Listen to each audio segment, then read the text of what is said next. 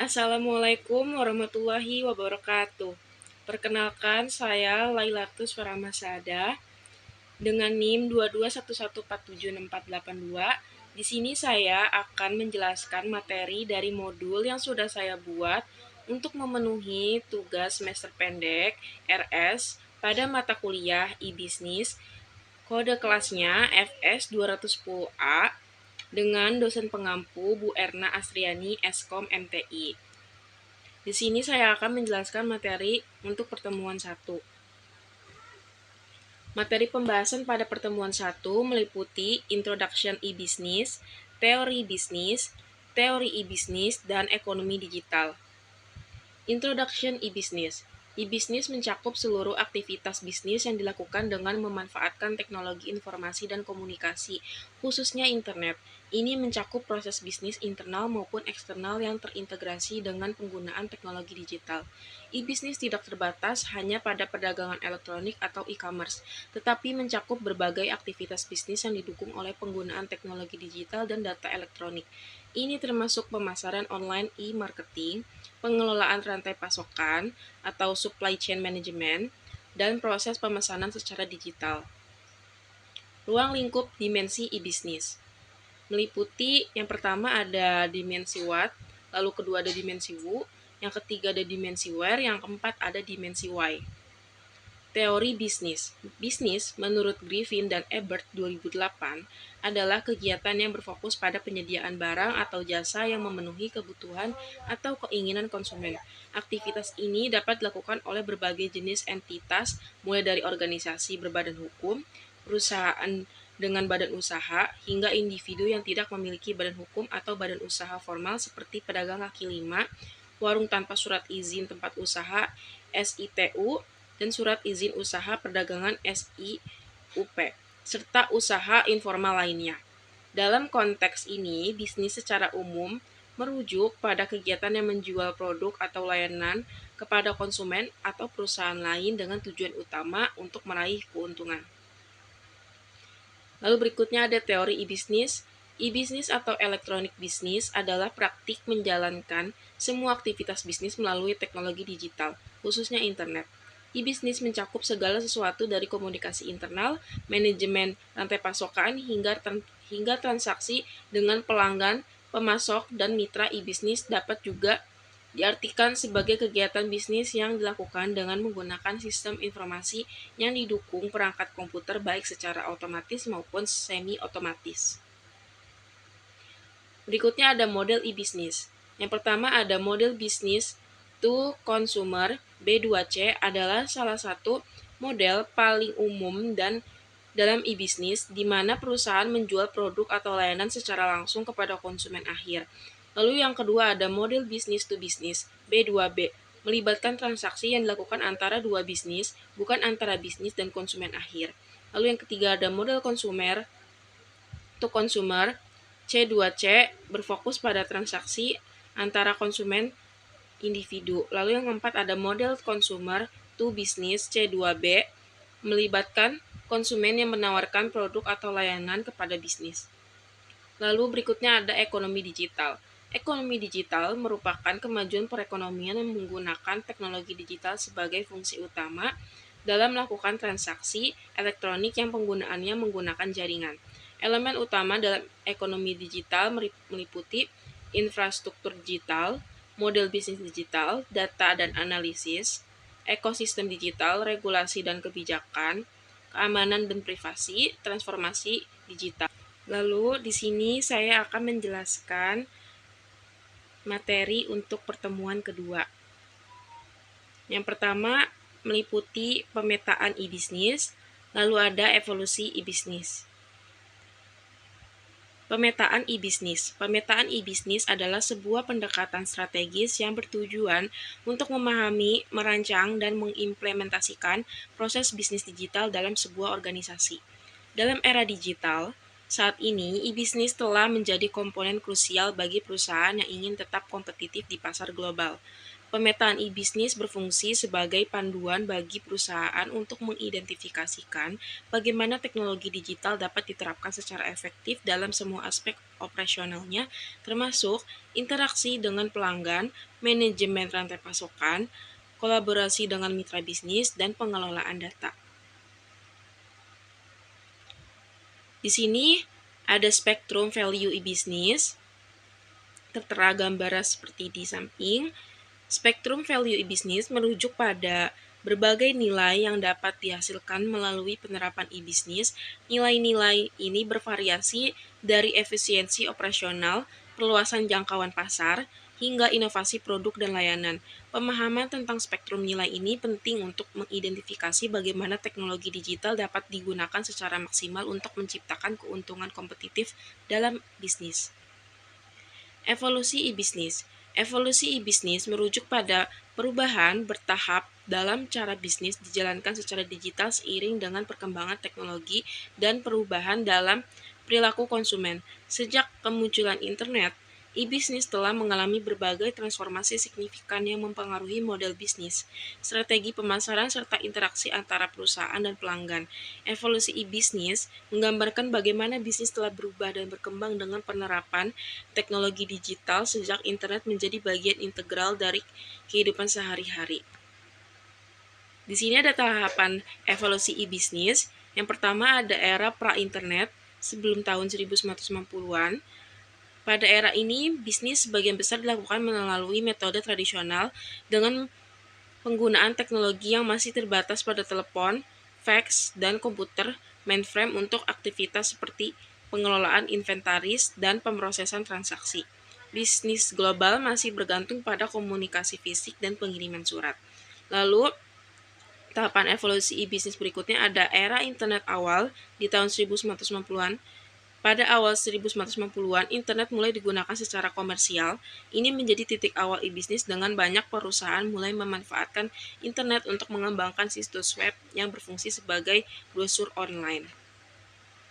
Lalu yang ketiga ada era e-commerce dan .com boom. Akhir 1990-an hingga awal 2000-an. Era ini ditandai dengan ledakan perusahaan .com dan popularitas e-commerce. Perusahaan mulai mengintegrasikan situs web mereka dengan sistem pemrosesan transaksi online. Lalu yang keempat ada era web 2.0 dan sosial bisnis. Pertengahan 2000-an hingga 2010-an. Dengan kemunculan web 2.0, internet menjadi lebih interaktif dan kolaboratif. Platform sosial media seperti Facebook, Twitter, dan YouTube menjadi populer dan mulai digunakan oleh perusahaan untuk pemasaran dan interaksi dengan konsumen. Lalu yang kelima ada era mobile dan cloud computing. Pada tahun 2010-an, teknologi mobile dan cloud computing menjadi pendorong utama dalam evolusi e-bisnis pada era ini. Smartphone dan aplikasi mobile memungkinkan konsumen untuk mengakses layanan dan produk kapan saja dan di mana saja. Lalu yang keenam ada era Big Data, AI, dan IoT 2020-an dan seterusnya. Pada era ini, teknologi seperti Big Data, kecerdasan buatan atau AI, dan Internet of Things atau IoT mulai memainkan peran penting dalam e-bisnis. Lalu berikutnya di sini saya akan menjelaskan materi pada pertemuan ketiga, meliputi e-business driving force. Lalu berikutnya ada keunggulan kompetitif dalam e-business. E-business driving force atau kekuatan pendorong e-bisnis mengacu pada faktor-faktor yang mendorong adopsi dan perkembangan e-bisnis di berbagai industri. Menurut para ahli, ada sejumlah faktor yang memainkan peran penting dalam mendorong e-bisnis, mencakup aspek teknologi, ekonomi, sosial, dan regulasi. Implementasi konsep e-bisnis. Yang pertama ada customer expectation, merupakan pelanggan mengharapkan adanya pelayanan pra dan pasca jual yang baik. Lalu yang kedua ada kompetitif imperatif, Maksudnya adalah pelanggan akan dengan mudahnya membandingkan kualitas produk dan pelayanan antar perusahaan dari hari ke hari. Lalu yang ketiga ada deregulation, merupakan konsep perdagangan bebas antar negara dan industri turut mewarnai bentuk dunia usaha di masa mendatang. Ditiadakannya pajak masuk produk-produk impor, dibebaskannya kuota ekspor produk, disatukannya berbagai mata uang asing, dialirkannya informasi secara bebas, tentu saja memaksa lingkungan usaha menjadi lebih efisien dari masa ke masa. Lalu yang keempat ada teknologi. Ini merupakan faktor yang sangat menjatuhkan dalam implementasi konsep e-bisnis. Fungsi dari teknologi bukan hanya kritikal bagi perkembangan e-bisnis, enabling function, tetapi menjadi penggerak dari kemungkinan dikembangkannya model-model bisnis baru yang belum terpikirkan sebelumnya. Lalu ada keunggulan kompetitif dalam e-bisnis. Dalam mengimplementasikan konsep e-bisnis terlihat jelas bahwa meraih keunggulan kompetitif jauh lebih mudah dibandingkan mempertahankannya. Konsep dasar keunggulan kompetitif pertama kali diperkenalkan oleh Michael Porter yang menyatakan bahwa perusahaan dapat mencapai keunggulan kompetitif melalui strategi kepemimpinan biaya diferensiasi atau fokus pada ceruk pasar tertentu. Lalu di sini ada aspek yang harus menjadi perusahaan dalam bersaing dengan perusahaan lain, yaitu ada yang pertama, customer service. Dengan adanya pelayanan yang baik dapat meningkatkan kinerja dan efisiensi dari suatu perusahaan. Lalu ada price, dengan harga yang relatif lebih fleksibel dan memungkinkan terjadi persaingan yang lebih baik. Lalu yang ketiga ada quality, kualitas, memiliki peranan yang tidak kalah penting karena dengan kualitas yang lebih baik dan harga yang fleksibel, maka konsumen tidak akan kecewa dengan apa yang didapatkannya. Lalu yang keempat ada fulfillment time, meminimalkan waktu proses sehingga menghemat waktu proses. Lalu berikutnya ada agility, yaitu meningkatkan standarisasi data. Lalu berikutnya ada time to market, yaitu mencari tahu apakah saat yang tepat untuk menurunkan produk ke pasaran. Lalu berikutnya ada market reach, yaitu melihat keadaan pasar dan mencari jangkauan. Baik, di sini saya akan menjelaskan materi untuk pertemuan keempat. Materi untuk pertemuan keempat meliputi 4 tahapan evolusi e-bisnis, lalu berikutnya ada perbandingan pasar konvensional dan digital. 4 tahapan evolusi e-bisnis. Evolusi e-bisnis berakar pada pemanfaatan teknologi informasi untuk meningkatkan efisiensi dan efektivitas dalam berbisnis. Proses ini dimulai dengan tahap-tahap awal yang menandai perubahan dari bisnis tradisional menuju integrasi teknologi digital. Tahap yang pertama ada tahap inform, lalu tahap kedua ada tahap automate, lalu yang ketiga ada tahap integrate, lalu yang keempat ada tahap reinventi. Tahap inform merupakan pada tahap ini, perusahaan akan memulai dengan membuat software yang berbasiskan internet seperti homepage untuk menampilkan company profile atau preview produk-produk apa saja yang ditawarkan kepada pelanggan. Lalu berikutnya ada tahap automate. Pada tahap ini dilakukan usaha untuk menggabungkan beberapa elemen yang ada dalam perusahaan untuk membentuk suatu rangkaian melalui proses yang saling berhubungan. Lalu yang ketiga ada tahap integrate. Tahap ini memiliki kesamaan dengan tahap automate, perbedaannya adalah lebih menekankan pada target efektivitas. Lalu yang keempat ada tahap reinventi. Tahap yang paling terakhir dalam evolusi adalah tahap reinventi yang berkaitan langsung dengan manajemen perusahaan. Lalu berikutnya ada perbandingan pasar konvensional dan digital. Pasar konvensional merujuk pada bentuk tradisional dari kegiatan ekonomi di mana transaksi dilakukan secara langsung antara penjual dan pembeli, seringkali dalam lingkungan fisik seperti toko, pasar, atau pusat perbelanjaan. Sebaliknya, pasar digital adalah lingkungan di mana transaksi terjadi secara online melalui platform digital. Pasar ini muncul sebagai hasil dari perkembangan teknologi informasi dan internet yang memungkinkan transaksi dilakukan tanpa batasan geografis. Pasar konvensional atau offline, yang pertama, dinamika operasionalnya itu transaksi dilakukan secara fisik, melibatkan lokasi fisik seperti toko, kantor, atau pabrik. Model bisnisnya itu penjualan melalui toko fisik, distribusi melalui saluran konvensional. Lalu kedua ada pasar digital atau online. Dinamika operasionalnya, transaksi dilakukan melalui platform digital seperti web, aplikasi, atau marketplace. Lalu model bisnisnya seperti e-commerce, dropshipping, atau bisnis berbasis platform digital, promosi melalui iklan online, media sosial, dan SEO. Baik, di sini saya akan menjelaskan untuk materi pertemuan kelima. Materi pertemuan kelima ini meliputi Extra Price Value Network. Extra Price Value Network adalah jaringan kolaboratif yang terdiri dari berbagai entitas eksternal dan internal yang bekerja sama untuk menciptakan dan menyampaikan nilai kepada pelanggan. Dalam konteks e-bisnis, Extra Price Value Network memainkan peran yang sangat penting dalam mendukung operasi bisnis yang fleksibel dan responsif terhadap perubahan pasar. Dengan memanfaatkan teknologi digital, perusahaan dapat dengan cepat beradaptasi dengan kebutuhan pelanggan yang berubah dan menciptakan produk atau layanan yang lebih dipersonalisasi. Peran utama Extra Price Value Network dalam e-bisnis. Yang pertama ada peningkatan kolaborasi dan integrasi, lalu yang kedua ada inovasi dan pengembangan produk, lalu yang ketiga ada efisiensi operasional, lalu yang keempat ada pengalaman pelanggan yang dipersonalisasi. Baik, di sini saya akan menjelaskan materi untuk pertemuan 6. Materi untuk pertemuan 6 yaitu konsep terpadu, meliputi integrated, peranan, dan pengelolaan. Konsep terpadu, perdagangan yang 100% dapat dilakukan di dunia maya adalah untuk produk-produk yang telah dapat didigitalkan seperti misalnya yang berbentuk teks atau dokumen, gambar, suara, atau video. 3 aliran penting di dalam e-supply chain ini meliputi yang pertama ada aliran produk secara fisik, lalu yang kedua ada aliran uang sebagai bukti pembayaran, dan yang terakhir, yang ketiga yaitu aliran informasi yang berkaitan dengan aktivitas jual beli.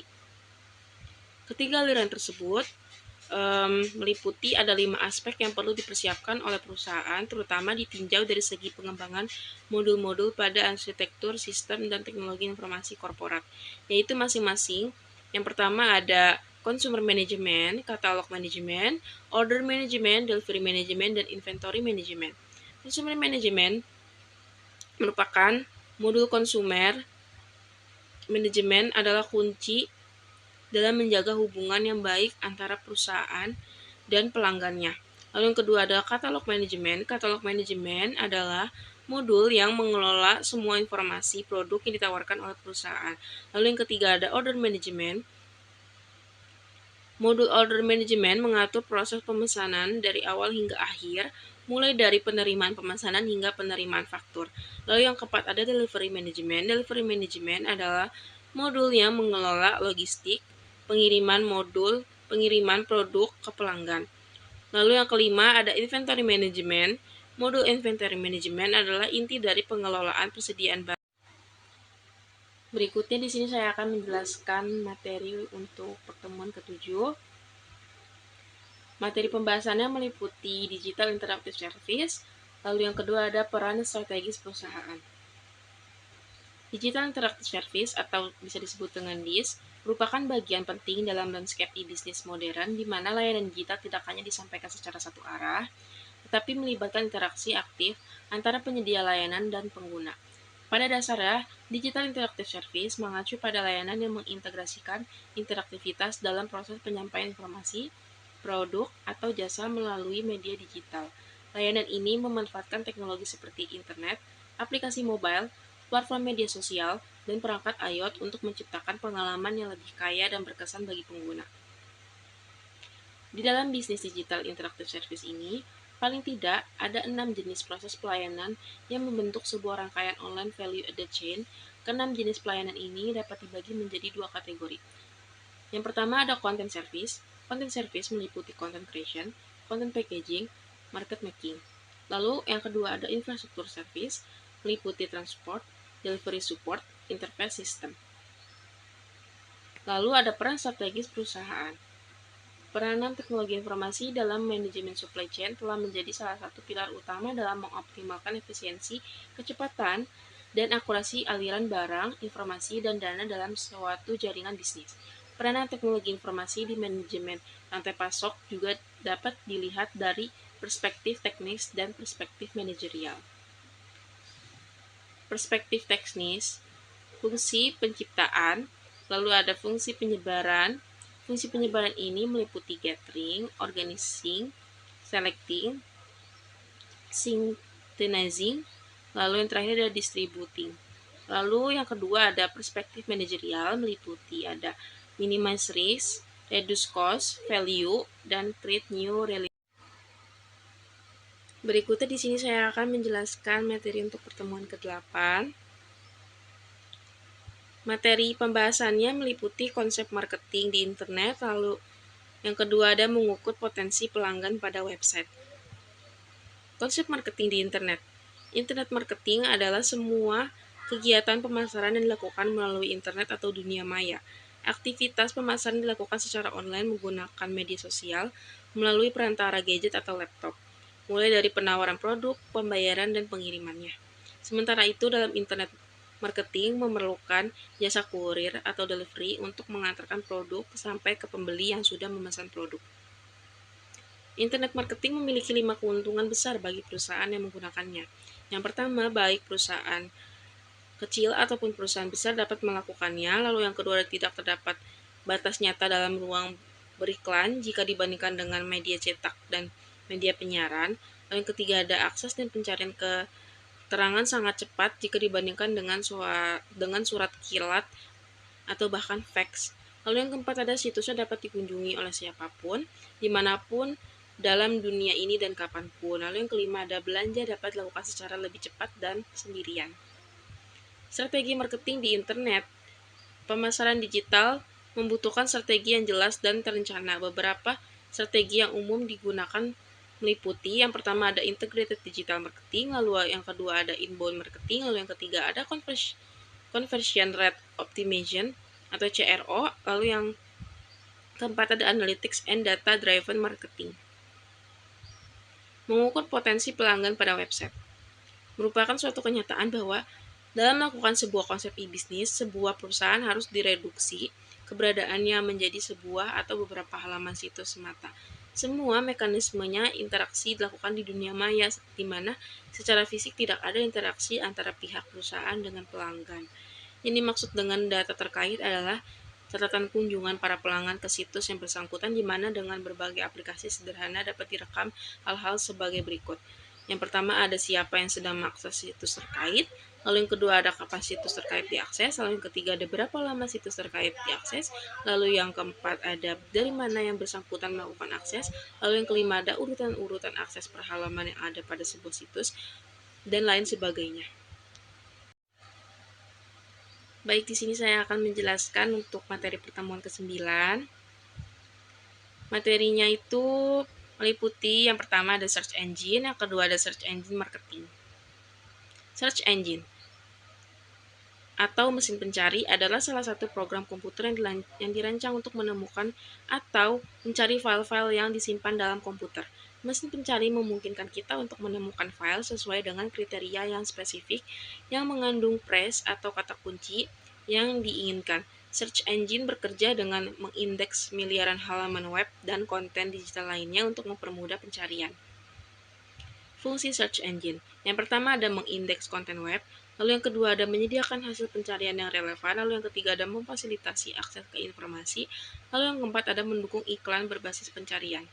Cara kerja search engine yang pertama ada crawling, lalu yang kedua ada indexing, lalu yang ketiga ada processing pencarian, lalu yang keempat ada algoritma peringkat atau ranking, lalu yang kelima ada menampilkan hasil.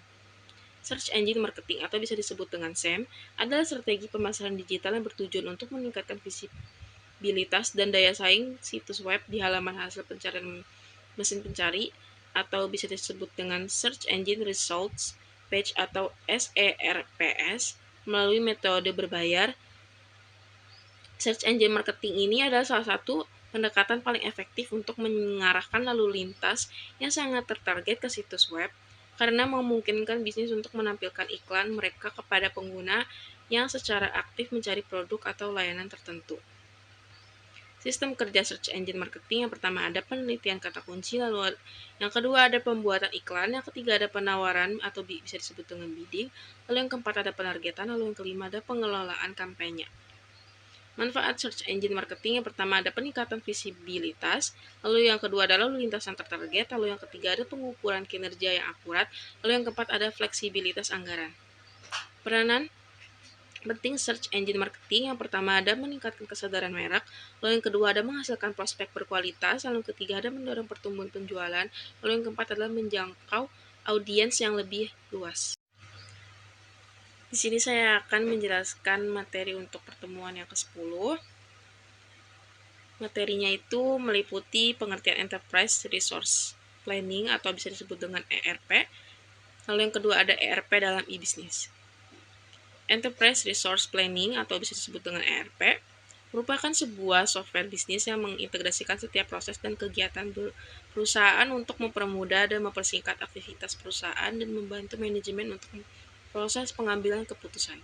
Menurut Wijaya dan Darudiarto 2009 menjelaskan bahwa sistem ERP adalah paket sistem informasi yang dapat dikonfigurasi yang mengintegrasikan informasi dan proses yang berbasis informasi di dalam dan melintas area fungsional dalam sebuah organisasi. ERP juga didefinisikan sebagai software information system berbasis komputer yang dirancang untuk mengolah suatu transaksi di dalam organisasi dan menyediakan fasilitas perencanaan, produksi, dan pelayanan konsumen yang real-time dan terintegrasi. Winarno 2004. Sejarah Enterprise Resource Planning atau bisa disebut dengan ERP. Yang pertama sejarahnya ini ada di tahun 1960-an. Awal mula MRP, Material Requirements Planning. Lalu berikutnya ada di tahun 1970-an MRP2, Manufacturing Resource Planning. Lalu yang ketiga ada di tahun 1980-an, lahirnya ERP. Lalu tahun berikutnya ada di tahun 1990-an, popularitas ERP dan perusahaan perangkat lunak. Lalu di tahun 2000-an ERP berbasis web dan cloud. Lalu di tahun 2010-an ERP dengan inovasi teknologi baru. Lalu di tahun yang terakhir ada di tahun 2020-an dan seterusnya ERP berbasis digital dan integrasi lintas platform. Modul umum Enterprise Resource Planning.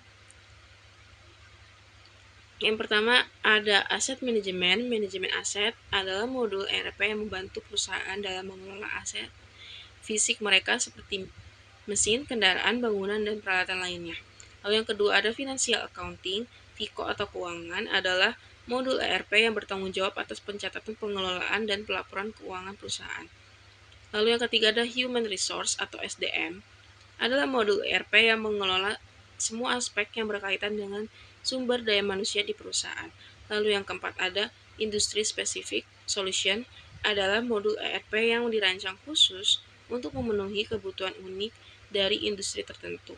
Lalu yang kelima ada Plant Maintenance adalah modul ERP yang berfokus pada pemeliharaan fasilitas dan peralatan produksi. ERP dalam e-business. ERP dalam e-business memungkinkan perusahaan untuk mengotomatisasi, mengintegrasikan, dan mengelola proses bisnis mereka secara digital. Berikut adalah beberapa peran penting ERP dalam e-business. Yang pertama ada integrasi data dan proses bisnis. ERP memungkinkan integrasi data dan proses bisnis di seluruh departemen dan unit bisnis dalam organisasi. Lalu yang kedua ada otomatisasi proses bisnis. ERP membantu mengotomatisasi proses bisnis yang dulunya dilakukan secara manual. Lalu yang ketiga ada manajemen hubungan pelanggan atau bisa disebut dengan CRM. Salah satu modul penting dalam ERP adalah Customer Relationship Management (CRM) yang memainkan peran penting dalam e-business. Lalu yang berikutnya ada analisis data dan pengambilan keputusan. ERP menyediakan alat analitik yang kuat untuk membantu perusahaan dalam menganalisis data bisnis secara real time. Lalu berikutnya ada manajemen rantai pasokan, supply chain management. ERP membantu dalam manajemen rantai pasokan dengan menyediakan alat untuk merencanakan, mengelola, dan mengoptimalkan aliran barang, informasi, dan uang di seluruh rantai pasokan. Skalabilitas dan fleksibilitas. ERP modern dirancang untuk mendukung pertumbuhan dan perubahan bisnis. Lalu yang terakhir ada kepatuhan pelaporan. Dalam e-bisnis, kepatuhan terhadap peraturan dan pelaporan yang akurat adalah hal yang penting. Berikutnya di sini saya akan menjelaskan materi untuk pertemuan ke-11. Materi pembahasannya meliputi pengertian Customer Relationship Management atau bisa disebut dengan CRM. Lalu yang kedua ada Customer Relationship Management CRM dalam bisnis. CRM merupakan strategi tentang bagaimana mengoptimalkan profitabilitas melalui pengembangan kepuasan pelanggan. CRM merupakan suatu strategi yang menitik beratkan pada semua hal yang terkait dengan fokus pada pelanggan. CRM adalah proses mendapatkan, mempertahankan, dan mengembangkan pelanggan yang menguntungkan profitable customer.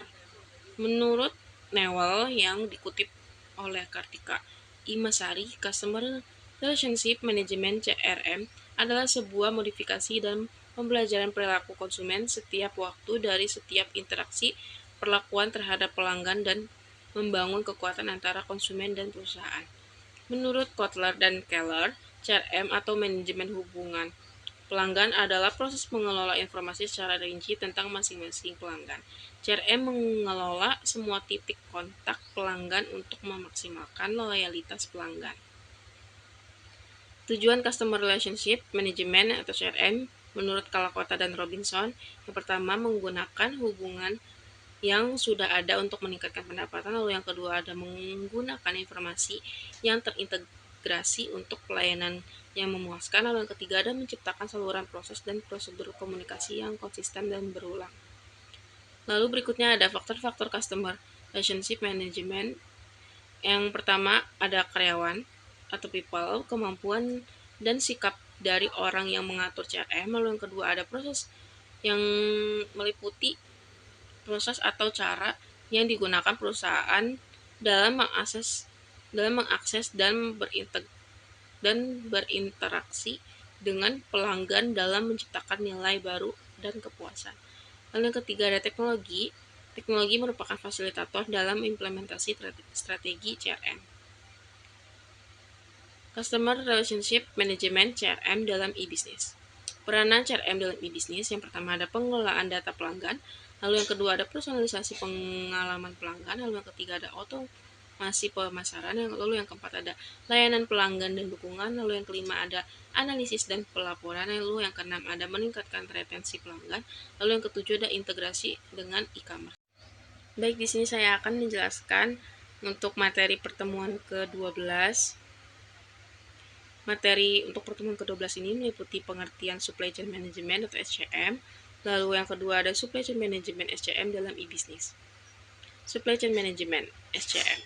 Supply Chain Management menurut J.A. O'Brien 2006, SCM adalah sistem antar perusahaan lintas fungsi yang menggunakan teknologi informasi untuk membantu, mendukung, serta mengelola berbagai hubungan antara beberapa proses bisnis utama perusahaan dan dengan pemasok, pelanggan, dan para mitra bisnis. Levy et al. 2000 mendefinisikan supply chain management sebagai suatu pendekatan yang digunakan untuk mencapai pengintegrasian yang efisien dari supplier, manufacturer, distributor, retailer, dan customer. Ukuran performansi SCM antara lain yang pertama ada kualitas, meliputi tingkat kepuasan pelanggan, lalu ada loyalitas pelanggan, lalu yang terakhir ada ketepatan pengiriman. Berikutnya yang B itu ada waktu, meliputi total replenishment time, business cycle time. Lalu yang C ada biaya, meliputi total delivered cost, efisiensi nilai tambah. Lalu yang D ada fleksibilitas, jumlah, dan spesifikasi. Tahapan supply chain management. Yang pertama ada customer, yaitu pelanggan, lalu kedua ada planning, perencanaan, lalu ada purchasing, pembelian, lalu ada inventory, pengelolaan bahan baku, lalu yang E ada production atau produksi, lalu yang F ada delivery, pengiriman. Supply chain management dalam e-business.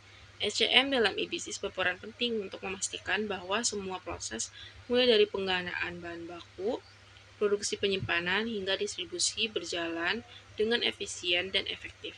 Dalam e-bisnis, SCM juga harus beradaptasi dengan lingkungan digital yang cepat berubah, di mana permintaan pelanggan bisa berubah dalam waktu singkat dan proses pengiriman harus dilakukan dengan cepat dan akurat. Strategi SCM dalam e-bisnis. Yang pertama ada pengelolaan berdasarkan permintaan, demand driven supply chain management. Lalu yang kedua ada pengelolaan tangkas berdasarkan keadaan, agile management. Lalu yang C ada pengelolaan rantai pasok kolaboratif supply chain management. Berikutnya di sini saya akan menjelaskan untuk materi pertemuan ke-13. Materi untuk pertemuan ke-13 meliputi pengertian Enterprise Application Integration atau bisa disebut dengan EAI. Lalu berikutnya ada Component Enterprise Application Integration EAI. Enterprise Application Integration EAI adalah sebuah pendekatan yang digunakan oleh perusahaan untuk mengintegrasikan dan mengkoordinasikan berbagai aplikasi bisnis yang berbeda agar dapat berfungsi sebagai satu kesatuan yang harmonis. Dalam lingkungan bisnis modern di mana perusahaan seringkali menggunakan berbagai sistem dan aplikasi untuk mendukung operasionalnya, tantangan untuk menghubungkan dan menyelaraskan aplikasi-aplikasi ini menjadi semakin kompleks. EAI hadir sebagai solusi untuk mengatasi tantangan ini dengan menyediakan kerangka kerja dan alat yang memungkinkan integrasi aplikasi yang mulus. Pendekatan utama dalam Enterprise Application Integration, integrasi yang pertama ada integrasi data atau data integration, yaitu melibatkan penyatuan data dari berbagai sistem ke dalam satu format yang konsisten, memungkinkan data dapat diakses dan digunakan di seluruh organisasi. Lalu yang kedua ada integrasi proses bisnis atau business process integration, yaitu melibatkan penyelarasan dan otomatisasi proses bisnis yang melibatkan berbagai aplikasi sehingga proses dapat berjalan lancar tanpa intervensi manual. Lalu yang ketiga ada integrasi antarmuka pengguna atau bisa disebut dengan user interface integration, yaitu memungkinkan pengguna untuk mengakses berbagai aplikasi dari satu antarmuka, mengurangi kebutuhan untuk beralih antar sistem yang berbeda. Lalu yang terakhir ada integrasi functional integration, yaitu melibatkan penggabungan fungsi dari berbagai aplikasi sehingga mereka dapat saling bekerja sama untuk mendukung aktivitas bisnis. Komponen Enterprise Application Integration seiring dengan perkembangan teknologi dan kompleksitas bisnis, perusahaan seringkali menggunakan berbagai aplikasi yang dikembangkan secara terpisah untuk memenuhi kebutuhan operasional yang spesifik. Aplikasi-aplikasi ini memungkinkan dikembangkan oleh vendor yang berbeda, menggunakan teknologi yang berbeda juga, dan beroperasi di platform yang berbeda pula. Tanpa integrasi yang tepat, data dan proses bisnis dalam perusahaan dapat terisolasi, mengakibatkan inefisiensi, kesulitan dalam pengambilan keputusan, dan peningkatan biaya operasional. EAI menjadi solusi untuk mengatasi masalah ini dengan menyediakan kerangka kerja yang memungkinkan integrasi antara aplikasi-aplikasi yang berbeda. Dengan EAI, perusahaan dapat menghubungkan sistem-sistem yang terpisah menjadi satu kesatuan yang terpadu, sehingga data dapat mengalir secara lancar tanpa aplikasi. Proses bisnis dapat diotomatisasi dan informasi dapat diakses secara real time.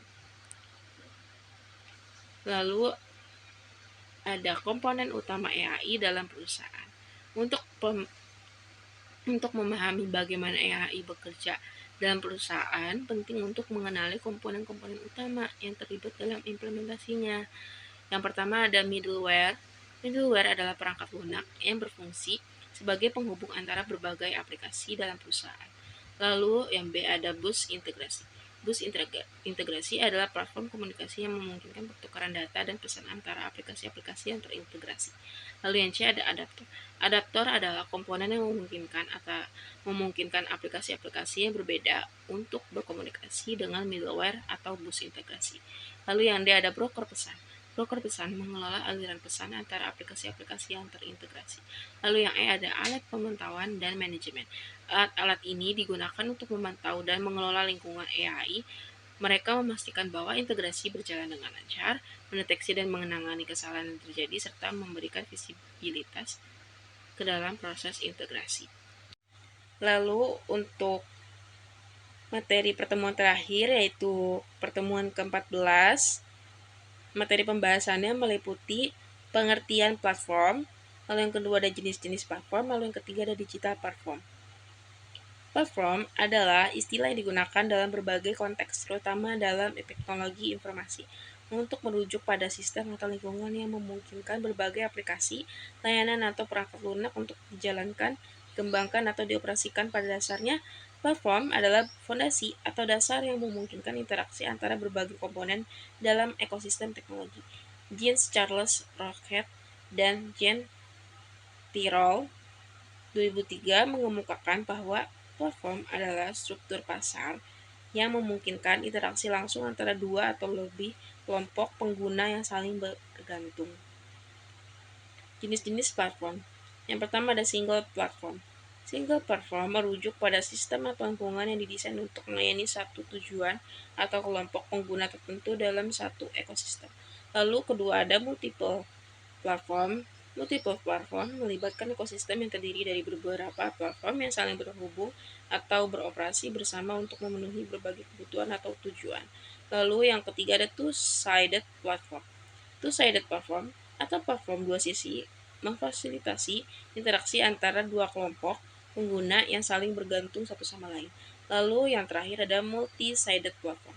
Multi-sided platform melayani lebih dari dua kelompok pengguna yang saling bergantung dan berinteraksi. Jenis ini mengoptimalkan nilai dengan menghubungkan berbagai jenis pengguna.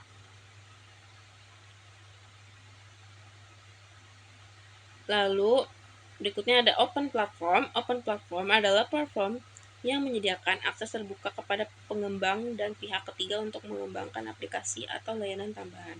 Ini mendukung inovasi dan kolaborasi eksternal. Lalu ada closed platform. Closed platform memiliki kontrol ketat terhadap akses dan pengembangan aplikasi atau layanan tambahan. Akses biasanya dibatasi hanya kepada pengembang atau pengguna yang telah disetujui. Lalu ada platform as a service (PaaS). PaaS adalah jenis platform yang menyediakan lingkungan pengembangan lengkap sebagai layanan, memungkinkan pengguna untuk membangun, mengembangkan, dan mengelola aplikasi tanpa mengelola infrastruktur yang mendasarinya. Lalu yang terakhir ada infrastruktur as a service (IaaS). IaaS menyediakan infrastruktur komputasi virtual sebagai layanan.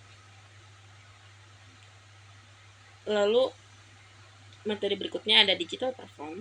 Digital platform merupakan komponen esensial dalam ekosistem bisnis modern, mengacu pada infrastruktur teknologi yang memungkinkan interaksi transaksi dan kolaborasi antara berbagai pihak dalam lingkungan digital. Pada dasarnya, digital platform menyediakan ruang di mana perusahaan, pelanggan, mitra, dan pemasok dapat berhubungan, berbagi informasi, dan menjalankan berbagai aktivitas bisnis secara efisien.